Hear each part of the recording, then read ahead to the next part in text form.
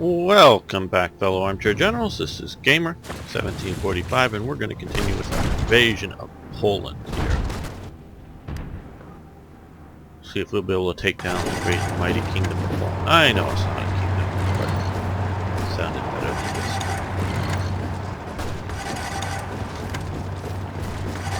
Okay, so we blitzed out into there. Quicker infantry, that attack on Krakow there failed. Befehle!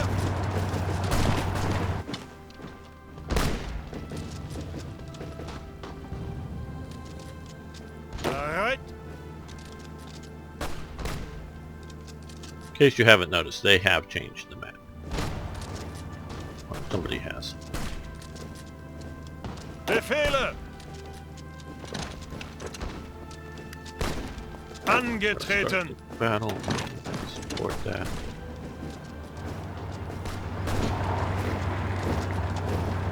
Zuhören! Ausrücken!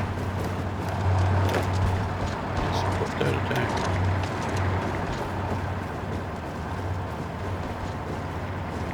That battle failed. Angetreten! Garrison. Involved in it as well. Angetreten!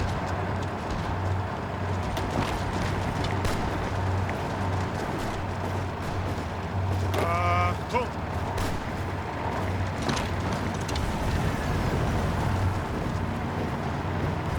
Zuhören! What side division? Well, let's move to Ausrücken! Befehle! okay, so we're there. Looks unoccupied. Loads, and then of course all these guys are coming up there.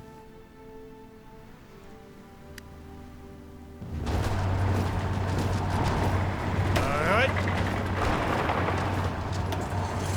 Bereit zum Ausrücken! Befehle!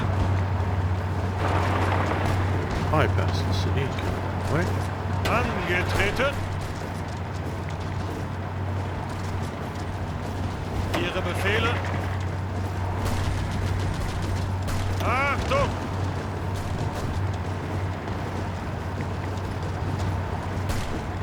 Ihre Befehle! Don't know if we needed all three divisions, but I figured set them hard.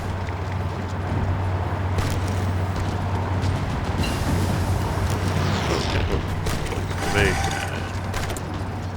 That is good.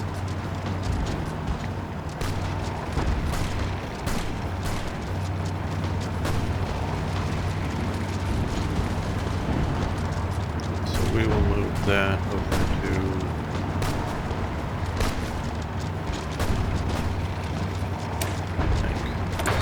improvements. Ooh, the Poles lost 8 convoys there.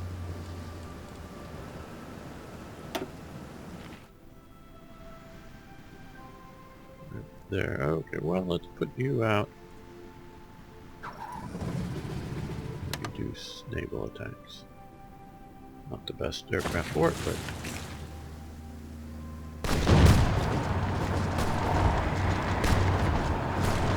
Zuhören! took us off the route. Danzig. Befehle!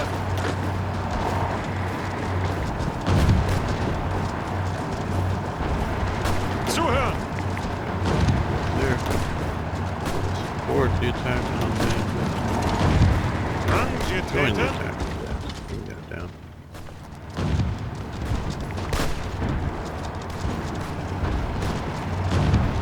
Achtung! There.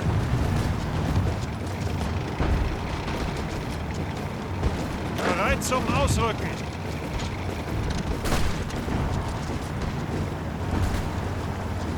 Ihre Befehle!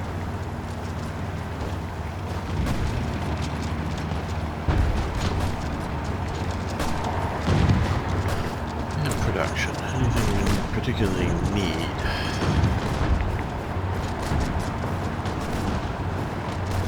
No, it doesn't look like it.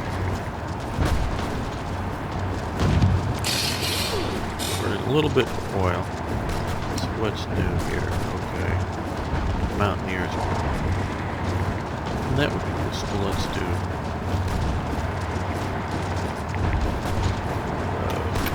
get it rolling. Let's neutral tanks here. Okay.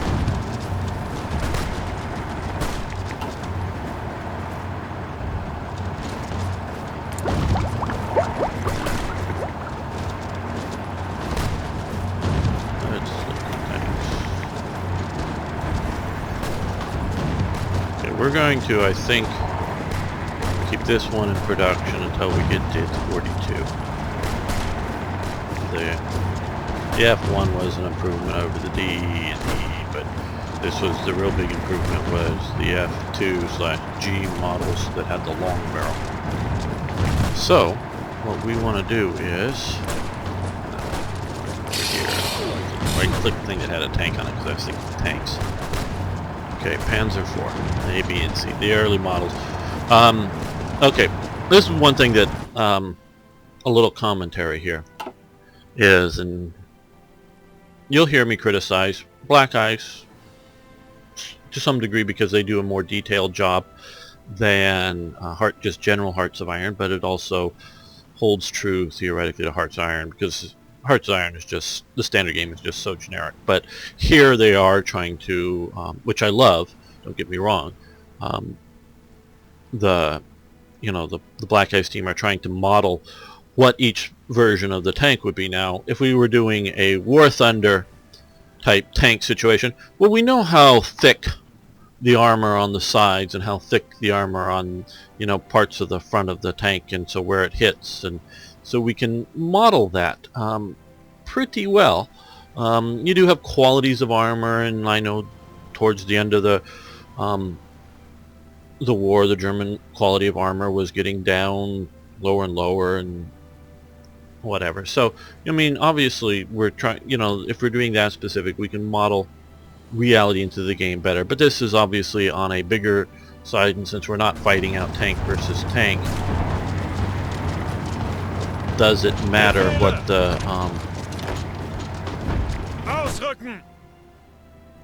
the armor on the side of the tank? If it's super heavy on the front, does it matter if the armor is super light on the side? Things like that. So obviously we can't get it right, because how do you interpret reality in that? But that's sort of almost a given. Now we can do a pretty good estimation. Right, I haven't gone in and looked at the stats. I presume they're doing a reasonably good estimation of that. Now, what also is, and the reason the A, B, and C thing made me think of this, is we don't know the production capability of Germany or any of the other, well, even of the U.S. We don't know the production capability. We may have a very good idea of what was produced in Germany during the war. Germany kept good records. Soviet records lied to themselves internally because you did not want to be a plant manager, and if you had the goal of making 100 tanks a month and you only turned out 85 tanks a month, you could be shot or sent off to some gulag for sabotage. I'm serious about this. So they would report, we produced and shipped out 100 tanks this month.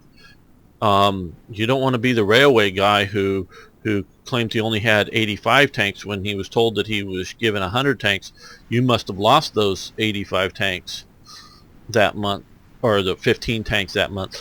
So what's wrong with you? You can be. So they were lying to themselves internally, and then they were also putting out propaganda figures of recruitment, production, and all kinds of things that the Soviets, as a specific propaganda tool, were doing as well. So they were lying out to the world. So I don't trust any of the Soviet records on that basis. That doesn't mean they're not a good guide, doesn't mean that they're not helpful, but I don't trust them. I generally believe production level records, if they exist, for Germany, because I don't think they were lying to themselves internally. But we still don't know what they were capable of, and this comes in the accounts. Those early models of Panzer IVs, they were, hey, build us 120 in, say, a 4 or 6 month delivery period or something like that, and then we'll go out and test them and drive them and see how they work and get cruise feedback. This is like before the war. And so, Alket or Porsche or whoever, Henschel, I should say, Henschel would get the order, whoever got the order, and they would build that number of tanks in that time period and deliver them. They didn't turn the factory on and say, start producing tanks 8 hours a day at your max capacity. It was produce this in this amount of time period. So we don't, and it wasn't meant, even pre-war, meant to rush through in the fastest possible. It was meant to be in a timely manner, meaning if it should take 3 months, they didn't get 6 months to do it, but they gave themselves cushions and whatever else, and they didn't necessarily focus all their manpower available to produce that model of vehicles or whatever, because they were doing other things. So they were producing to an order, to a set number, to it for a trials period, a field operational trials period. So we don't know what they could have turned on, if they turned that factory on and just said go for it. Then of course there's expanding. Do you expand to a 10-hour shift? Do you expand to a 12-hour shift? Or do you go 3 8-hour shifts a day? And over, you can't do that overnight, but you can turn that on and hire more workers and get your experienced workers, train the other workers and the other shifts and work it around. So eventually you could get it up to a near practical 24 hours a day. You got some shift changeovers and some minor things, but in a practical sense, 24 hours a day you could turn the factory on and have it run. And that did happen later in the war. And I don't know specifically whether it was 3 8-hour shifts or 2 12-hour shifts or how the German factories were run, and it probably varied from factory to factory. I just don't know the details. But I do know later on they did turn the factories on to whatever level and have them run under Speer. Speer got that going. So, and this holds true up until mentioning Speer. It wasn't until the really going bad in the Soviet Union after initial Barbarossa failed. That means the winter of 41, the end of 41, 42, right there, that winter when they were pushed back from Moscow. Todt dies in the airplane crash and Speer takes over. That's when German productivity really got on a produce what you can produce, not to what we tell you. Because what had happened, and this happened in various elements, not just tanks, but I know tanks best, is after the defeat of France, hey, the war's over. Mostly, sure, Britain's holding out. There's still some submarines out there doing things. There's still aircraft fighting, and there's still, minor stuff going on. But they even stopped production of some tank models. Primarily was, we know, and the German army has told us that, hey, we've got to improve our tanks, so we're going to develop new models, get ready for the next war. So some stuff that they later started back up. It's not like Panzer I's that they quit producing or something, and didn't want to produce any more of. But these were models that it wasn't necessarily a permanent shutdown, but it was sort of a bit of a shutdown on some of the stuff and a slowdown on other things because the war was mostly over. It was sort of in the fringes, and they were going to get ready to do some major overhauls to design and development. So they even stopped that. In post-France, before the invasion of France, they were still not producing what they could produce because they were worried, particularly Hitler was, but the Nazi high command generally, was worried about that impact on the civilians. The civilians before the fall of France were afraid of another war, were afraid of what that was going to mean to Germany and another collapse, so that they were still very much focusing on a civil industry, not a full-out war industry. So all that's going on. And then you might say, okay, well, once Speer gets in, that's what they could produce. No. Absolutely not. Krupp, the artillery people, they made, I think you pronounce it the Potees, nice sort of six-wheeled small truck. It's a you can see in a lot early war, it has a very angled front engine, and it was sort of a specialized truck for towing artillery, anti-tank guns, artillery pieces, the light stuff, and it was sort of a light truck. I think up in Hamburg area, or somewhere up in this part of northern Germany, I believe, is where they produced the truck. It was a really good truck. It ran well. It was good cross country. It was built, and I think it was in 42. I may be mistaken in the year.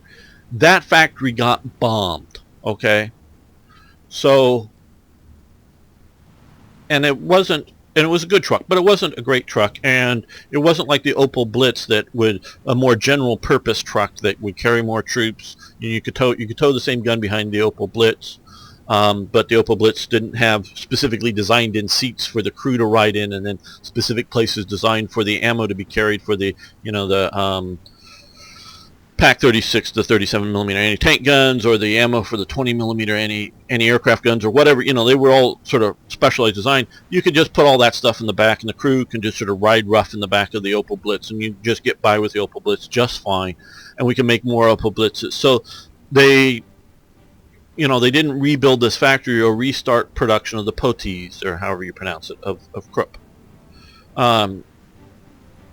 So that went away. Now, who says in this game that I'm playing that factory, or any of the factories, or obviously probably some factories would get bombed, but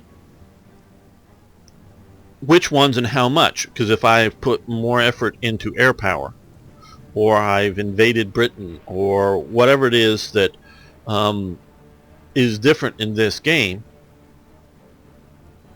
that means that you don't have that level of destruction. So Germany, obviously, if you looked at the actual production levels, increases production levels over time after Speer gets in control of the military economy. And part of that is expanding both new factories and building new factories, and expanding current ones, which in this game would have effectively building a new factory thing, so that they're expanding the capabilities of the factory, and they're repairing damaged ones, which is in essence an expansion. So what could Germany have produced? We don't know that, and we don't know what they could have expanded the factory starting in 38. Can't really do too much before 36, because before 36 there really wasn't any real good directed militarization effort. They were still very much worried about the Versailles Treaty, the size of the German army. Does the German Luftwaffe even exist? That goes for a while before they officially announce it. I think it's 36 that they officially announced the Luftwaffe officially, or maybe it's 35, because it wasn't until 35 the Saar vote. So it's really sort of 36 is where you can really sort of allow, to some degree, human players, I think, to really start making production decisions. Do we build more civil factories, or do we build more armaments factories, or do we build any factories? Because does the economy need it? So any game, and there's been talk, including talk of in the Standard Hearts of Iron forum for a 1933 start, and I posted that I'm very much against that if it just means turning the clock back, adjusting, starting factories and going from there. But if you were really to make a really good starting scenario for it, I would love it. I would love to do it. But it would be an internal political game starting in 33. And it's not just for Germany. It'd be, the socialist, the Labor Party versus the Conservative. And do you do any armament at all, or do you appease, and there were strikes going on in Britain, and you have, so that it would end up being, for at least the majors, very little war preparation, at least for most of them. You can talk about the Soviet Union, that's a whole nother story. But you can look at the idea of a game that would be very much more political and very different. And so you couldn't even have like, oh, you're not allowed to develop tanks yet or whatever, and various political. And it would be sort of an interesting thing to do. I would find it interesting as a political historian. I don't know how much the players would like it who want a war game or fast-paced thing like we see here. But if there was enough interest in it, Bereit zum Ausrücken. Ihre it Befehle. would be something that I'd love to work on, but it'd have to be done right to do it right. Otherwise, 36 is sort of the key date to start the game, in my opinion. I've always liked. Why are you taking so long? Bereit zum Ausrücken. Really?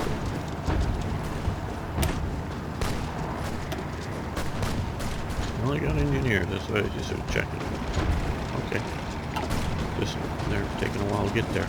Not that these aren't that motorized, so that's probably mostly it. But just checking.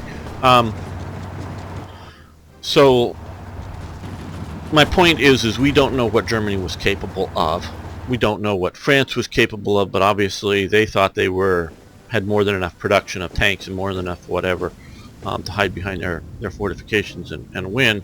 So they weren't even really trying before the war to maximize their production. Once the war starts, France goes through a freak out phase. When the war starts, they go, oh shit, we're in the war, activate Plan X, or whatever the hell it was called. And so it was based on, like most countries and armies do, based on the last war. It was based on World War I, in which you had the Schlieffen Plan, and it was rolling in a massive attack into France. I'm not saying operationally it was. I don't know what they were anticipating for, right at the beginning of the war, if they really thought Germany was going to attack. But they called up everybody, all the reservists. So this shut down France for about 30 or 60 days. I mean, literally, basically shut France down, because if you remember in World War I, it was, they were using Paris taxicab, which in 1914, that's still a fairly new thing, to rush troops out to the front to shift them out away from the railways, to get them to where they needed to be, and it was a panic military move. So they called up everybody that was a reservist, which, like, I don't know, 80% of the miners were reservists. So that shuts down all coal mines, steel mines, whatever mines. Boom. Oh, shuts down factories. Boom. Basically production, the economy of France, both civil and military. I'm not saying every shop shut down, but if your husband was a reservist soldier, he went out to fight, and the wife was running the shop, well, that still sort of kind of works, because probably in most French shops, you could run at a lower level of activity with a smaller staff, and probably the children, the old folk, an 80-year-old miner, which obviously is really old in 1936, but let's say a 60-year-old miner might know how to mine, but okay, 60-year-old, probably a bit old to go down in the mines and work effectively, but he maybe sort of knows his job, but is probably too old to do the job well and appropriately. In 1936, people aged quicker. But a 60-year-old shop clerk who is retired or something could probably go back and still be a shop clerk or a tailor or whatever else. So some of that economy could still work. But the mass productions of weapons, of automobiles, of whatever the sort of big civil society as well as military society production just shut down. So France had to go through, and it took them a month or two, to go through and demobilize some units, because some units were based, they just figured, okay, the whole unit's demobilized, a battalion, a brigade, or whatever, because it all came from a mining area, and there were 80-90% miners. So they demobilized that whole thing, maybe figured out who in that, after they sort of did that, who had non-essential jobs, and got them back and stuck them in other units, other people that are other units that weren't quite so easily decidable as, hey, most of these people are in war work required jobs. They had to start filtering them out to get them back to war-required work and reorganizing, because you don't want a division at half strength. You'd rather, or 3 divisions at half strength. You'd rather, combine the units and organizations. So that really put France. So France went through this panic mode, and that shut down their capabilities. And then they started to, once the war is going on, started to ramp up production. But with all this going on in the meantime, they were buying aircraft, particularly, I know, from the U.S. Part of some of the Vichy stuff that was equipped. The Vichy Air Force was U.S. produced aircraft, because when France fell, a lot of it was still in crates, assembled but in crates. You got to put the wings on or whatever. You collected some nice photos of some of the stuff ready for shipping, or ready closing the crates up or whatever. And they were models that weren't particularly new or particularly interesting to the Germans, technical reasons, and there weren't that many of them, 30, 40, 50 aircraft or something of a particular model that hadn't been shot down, hadn't been used. And so the Germans weren't, 30 aircraft of this medium bomber type, well, we really don't need those, since we have no spare parts other than what maybe was shipped over for by the U.S. company, which they would have shipped some spare parts as well. So those were sort of allowed to be assembled the aircraft to be assembled to create a small Vichy Air Force and things like that with some of those aircraft. So they were, scrambling to get that done, but we don't know what they could have done longer term, had the Maginot held. We don't know what Britain could have done. They were facing, what if they wasn't bombed as heavily? What if they were bombed more heavily? What about what they could have done, depending on, they were losing a lot of critical materials coming in, and a lot of critical things, like they weren't just bringing in, say, tanks and aircraft from America. They were bringing in machine tools to build tanks and aircraft in Britain. So, and that was being lost at sea. So we have an idea with Britain, a little better, a little different than some of these other countries. And in America, in my opinion, I know it's taken a while, was never stressed. Some of the rationing was just done for show. It was just done to, like gasoline rationing. I don't think it was mostly done for gasoline. I think the U.S. had plenty of gasoline. I think it was done because of rubber. U.S. had a rubber problem. And you can't help but use up your tires as you run gasoline. So they wanted to cut back driving levels so you wouldn't wear out tires as fast. So you reduced the amount of gasoline a person could use. Some of the rationing was done because of inflationary needs. If it wasn't so much that there wasn't enough of it, it was sort of for fairness, but also people were making lots of money and they didn't have things to spend it on. And so closed rationing became a thing. And I don't know that the U.S. really had a real manufacturing problem, because it was expanding its manufacturing, and a lot of it could be done out of. There's a lot of cotton can be made in America. Fair amount of wool too. I'm not, I know a lot of wool is imported from down in this part of the world too, but so I don't know that that's so rare, but you have the rationing so that the prices don't spike up, because all the women who now have jobs are going to buy stuff because they have the money to do it. So it's sort of an economic balancing situation. So it really wasn't as stressed like the rest of the world. So it could have produced more, in my opinion. Now, how much more? I don't know. Does that mean 10% more or 200% more? I don't have good figures on that at all. But I know they weren't stressed, so I know they could have done more. So, and part of that is it comes down to various factors like shipping. Do you need to produce more tanks? Well, we don't have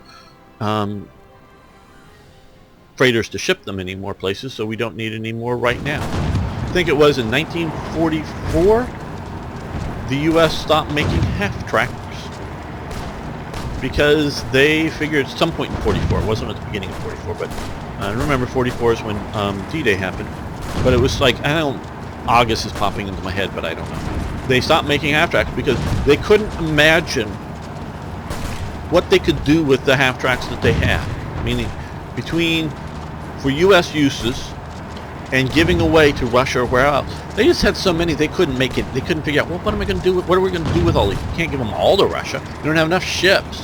What's Russia going to do? I mean, they had so much half-track left over. We've got a year and a half or 2 years or whatever of how many we could ship overseas. So they just stopped producing half-tracks. So that's sort of the situation with the U.S. So we don't know. So whenever we're talking into a game, yes, there is game balance, but do you balance it out as a chess game to make it relatively fair to each side, or is it game balance to try to balance the realities of history into this form? Now I'm of the latter part. We forgot to move these guys. We were waiting for the breakthrough. Now let's get launched each. We're going to take course here quickly.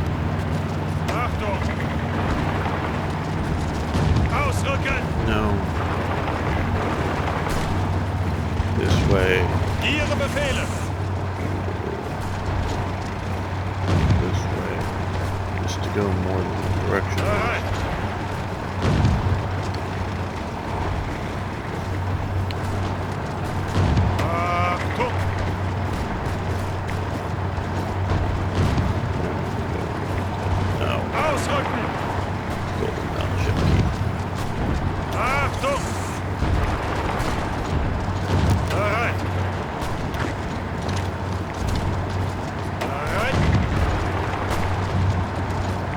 Zum Ausrücken.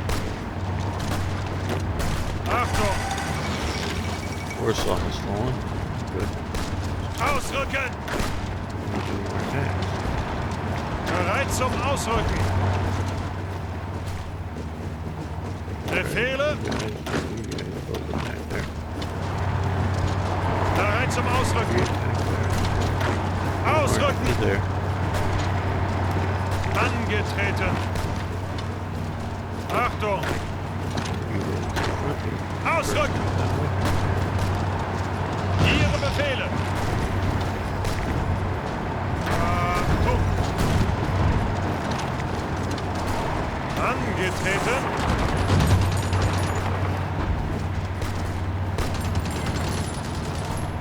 Zuhören! Bereit! Befehle! Befehle! Befehle! Alright.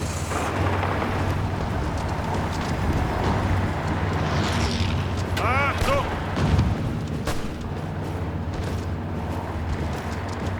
Angetreten! Angetreten! Bereit. Ihre Befehle? Ihre Befehle! Ausrücken! I think the main reason the poles haven't Zuhören! collapsed entirely is that they haven't noticed that they've lost it. Bereit!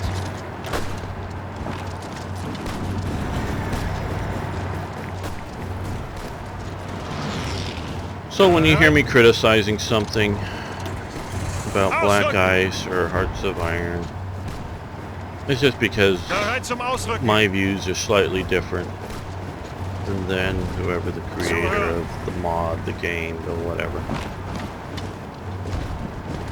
So there isn't a right answer. Okay, we have more shipyards from Danzig.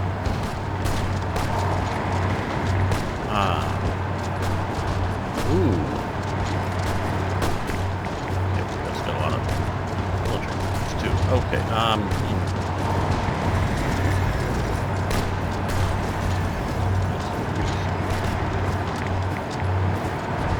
we go. And more military factors. Well, let's.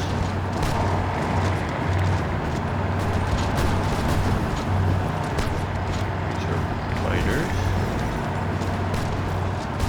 Oh, and we forgot to do this damage. Okay. Oh, what we forgot to do was. Got on my diatribe about things. We're coming over here. Oh, no, I didn't. I'm messing up, aren't I? I'm messing up. Bad. Okay, I wanted to click here to look at this. So we're going to, we hadn't really done it before, so our current production is a bit out of it, but so now I really like a lot of what they're doing for this stuff, because between some of these models, they did thicken the armor. They did change things. That's most assuredly. I disagree with the idea of slope armor for the Panzer IV. Just because there's some angles on that, yeah. But, not much. Okay, that's taking up about all of our abilities, so that's a bit more than I would.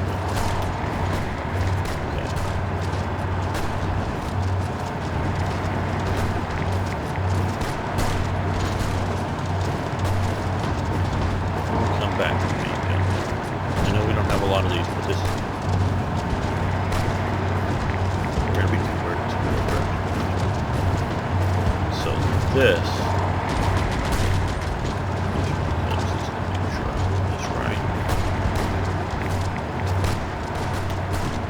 Now, DE1. So we're good. It drops all the way down to there. So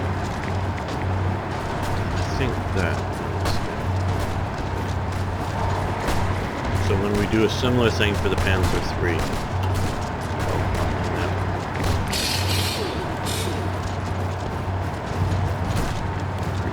Production. We're going to do something similar to that for fighters at some point. Sort of, I'm planning the Emil model. That's, to me, the classic. 109 is the Emil. Wait, we already have Modern Warfare for that? We do. Okay.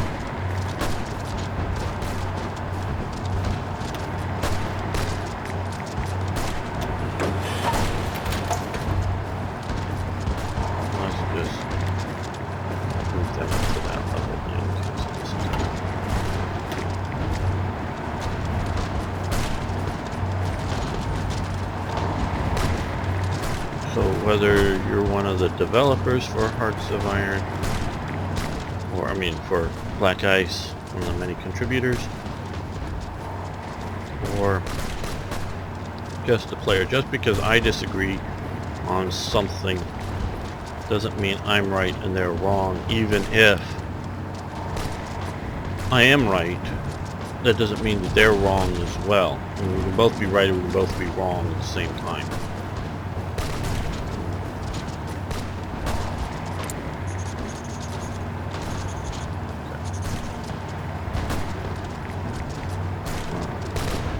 35, 38. Okay, so how are we?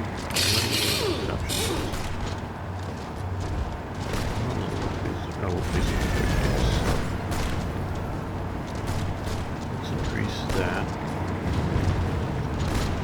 B, it's not that it's not that I don't want to use the extra production. I absolutely do, but I just don't want to build the wrong things.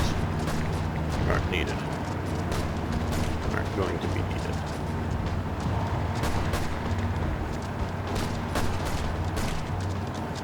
I don't want to just... Let's improve.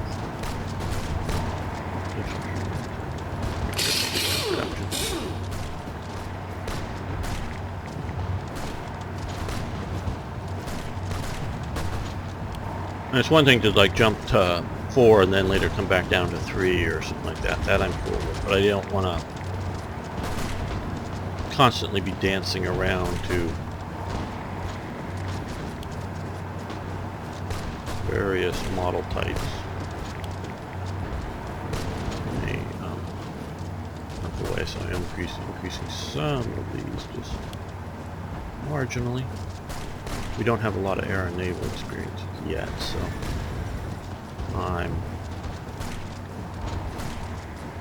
would rather get to some point and make a sort of super version model of something and let that produce.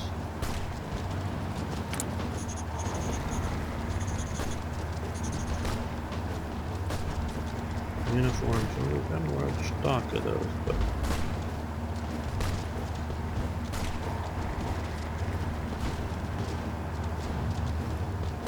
okay, heavy machine guns. Those should all be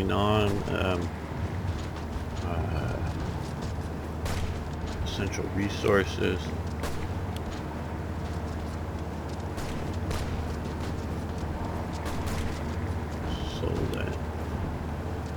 It might contribute to needing more oil.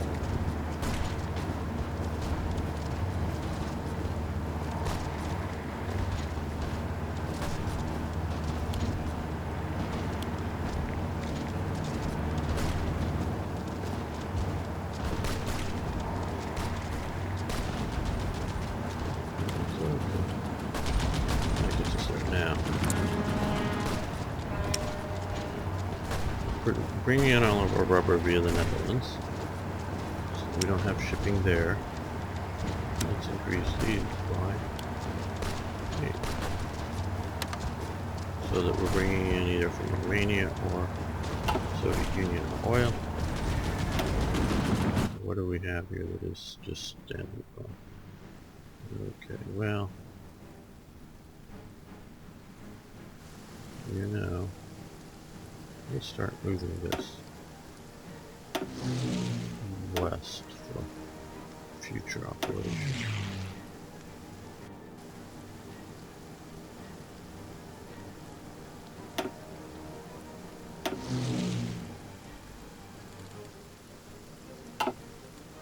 What else is just standing by? Oh, where are you? Ah, down here. Sort of forgot about you. Okay.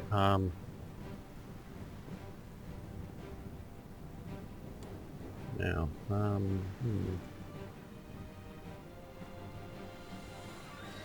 put you up here. Move off of those, move off of those. Okay. Now that we have some aircraft around there,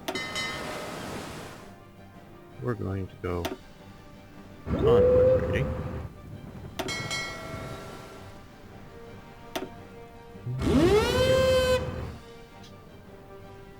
So that hopefully we can start sinking stuff, and if they move in naval assets to deal with this, it's a little cheating. I sort of do kind of agree with that, but they do bring in naval assets to deal with our...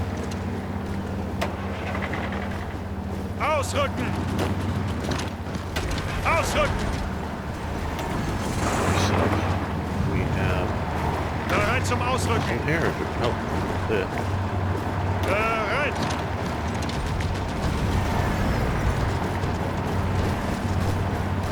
Befehle? Ihre Befehle?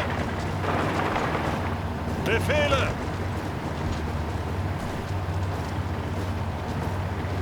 Ah, the check tank, cool. It's a TK... Zuhören!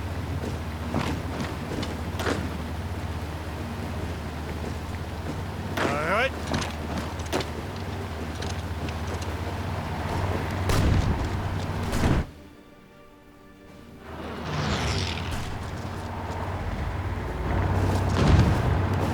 Angetreten! Achtung! Bereit zum Ausrücken!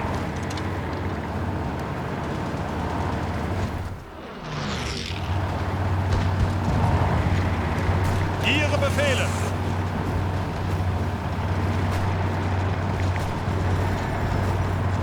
Bereit zum Ausrücken! Ausrücken! Ausrücken!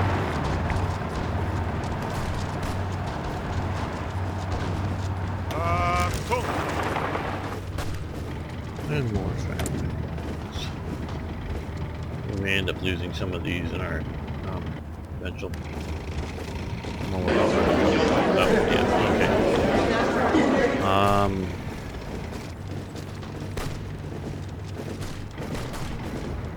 Turn.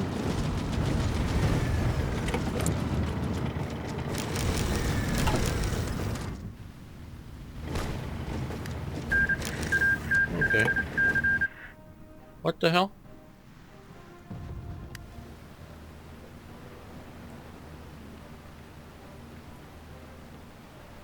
I thought I took all of Poland, conquered it.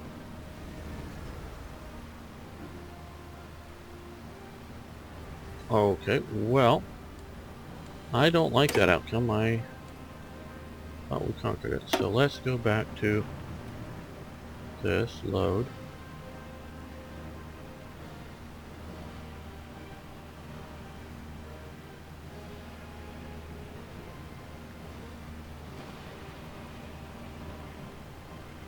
Nice graphics. Was that supposed to be Kursk? Yeah.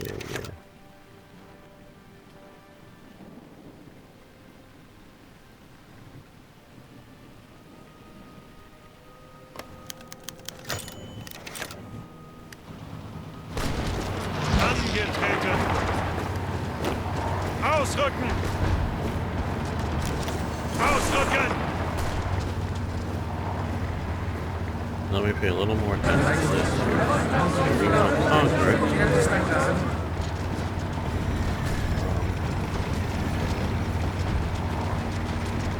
Current command.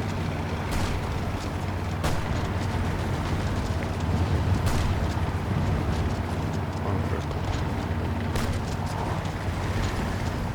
Return.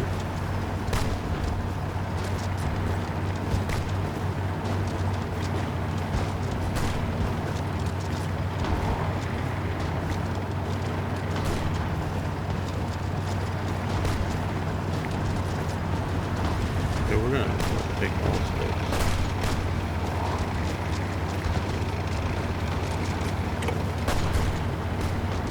Thought this was better worked out.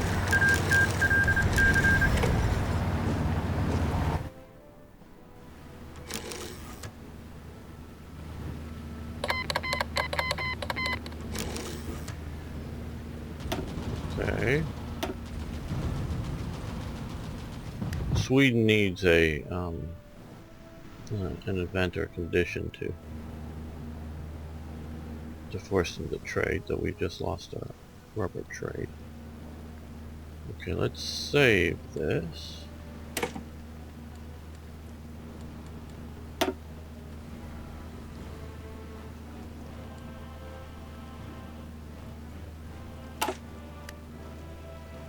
Let's see if the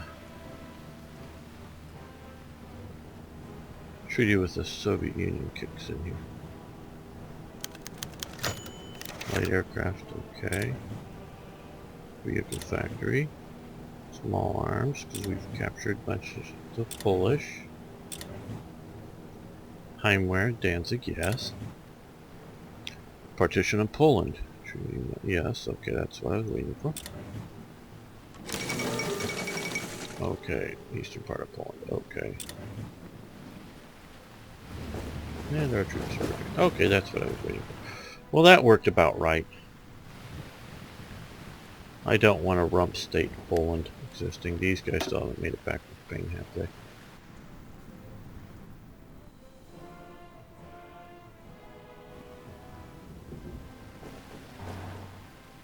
Okay, that worked. Bit odd. A little disappointed about the trade influence here. It's going down so low. What are they? Netherlands says.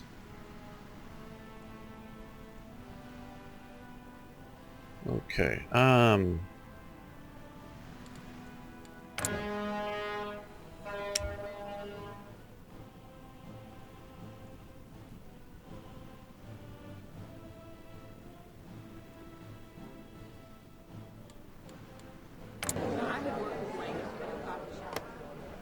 can we improve? Well, we can, but is it going to be?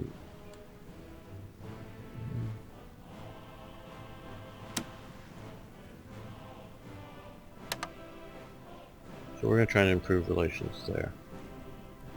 I don't know. In their copious free time, the BlackICE people should see about making a some sort of event or something like they or generally has existed in earlier versions. Is if Narvik is neutral or German occupied, and you're at peace with Sweden, Sweden will trade with you, even if they don't like you, even if your trade relations sucks otherwise. Or maybe just simply that would, an event that would alter the trade relations. Just see here, and let's see, we can also look here. World tension generated. Okay, so I don't know. So anti-Comintern Pact is helping us a little bit. Don't know if our influence will do that, but that should happen because we should have trade with Sweden.